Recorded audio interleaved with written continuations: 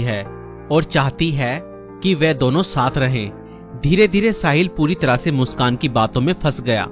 मुस्कान ने उसे यह विश्वास दिलाया कि अगर वह उसके पति सौरभ को रास्ते से हटा दे तो वो दोनों एक साथ रह सकते हैं। साहिल अब पूरी तरह से मुस्कान के इशारों पर नाचने लगा था। मुस्कान और साहिल ने मिलकर सौरभ को मारने की साजिश रची। 4 मार्च 2025 को जब सौरभ लंदन से मेरठ अपनी पत्नी और बेटी से मिलने आया, तब मुस्कान ने सौरभ की फेवरेट सब्जी कोफ्तों में बेहोशी की दवाई मिलाकर खिला दी।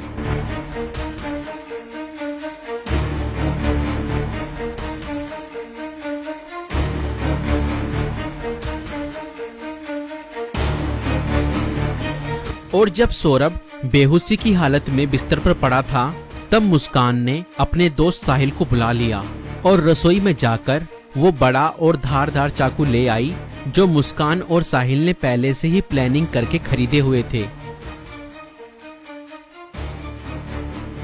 और करीब 20 मिनट तक साहिल ने मुस्कान को बताया कि कैसे उसे अपने पति का वध करना है।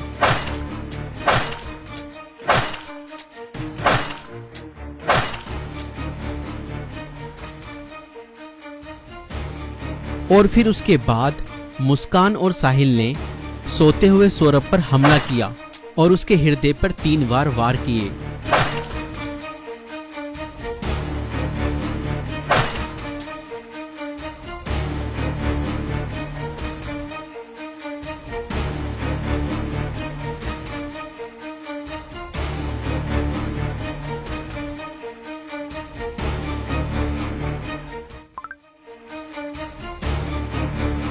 और घर में पड़े कूलर को भी ऑन कर दिया ताकि उसकी आवाज किसी को भी ना सुनाई दे।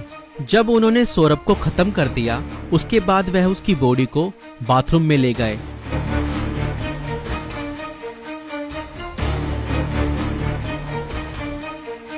और उसके शरीर को 15 टुकड़ों में बांट दिया। सौरभ को खत्म करने के बाद उन्हें इस बात की चिंता हुई कि अगर सब बरामद हो गया तो पुलिस उन तक जरूर पहुंच जाएगी। इसलिए उन्होंने सबको ठिकाने लगाने की योजना बनाई और मुस्कान बाजार जाकर एक प्लास्टिक का ड्रम खरीद लाई। और मुस्कान और साहिल ने सौरभ के शव के टुकड़ों को उस प्लास्टिक ड्रम में डाल दिया और ऊपर से सीमेंट भी डाल दिया ताकि उसकी बॉडी की स्मेल बाहर ना जाए। और उसके बाद उन्होंने उस ड्रम को घर के एक कोने में रख दिया। इसके बाद मुस्कान और साहिल ने सौरभ के मोबाइल फोन से उसके सोशल मीडिया अकाउंट को एक्टिव रखा।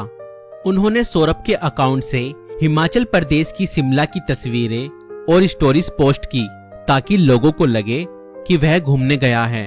उन्होंने उसकी फैमिली और दोस्तों को यह यकीन दिलाने की कोशिश की कि सौरभ जिंदा है और बाहर यात्रा कर रहा है।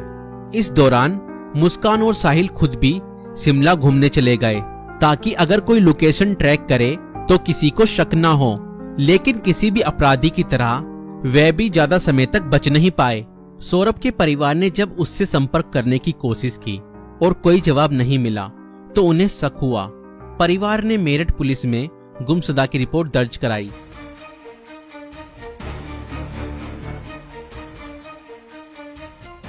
और इसी बीच मुस्कान ने अपने माता पिता को बताया कि शायद सौरभ का मर्डर हुआ है और उसके घर वालों ने ही उसका मर्डर किया है।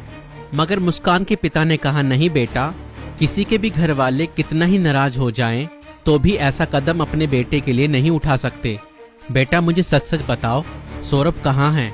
मुझे सच्चाई बताओ, मैं किसी से कुछ नहीं कहूँगा। और तब मुस्कान ने अपने पिता को बताया कि उसने और साहिल ने मिलकर सौरभ को खत्म कर दिया है। और इतना सुनते ही मुस्कान के पिता ने पुलिस को सारी खबर बता दी।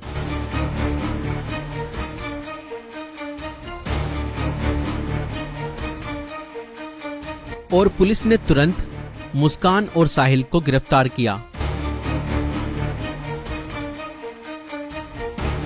और उस प्लास्टिक ड्रम को भी बरामद किया जिसमें सौरभ के शव के टुकड़े थे।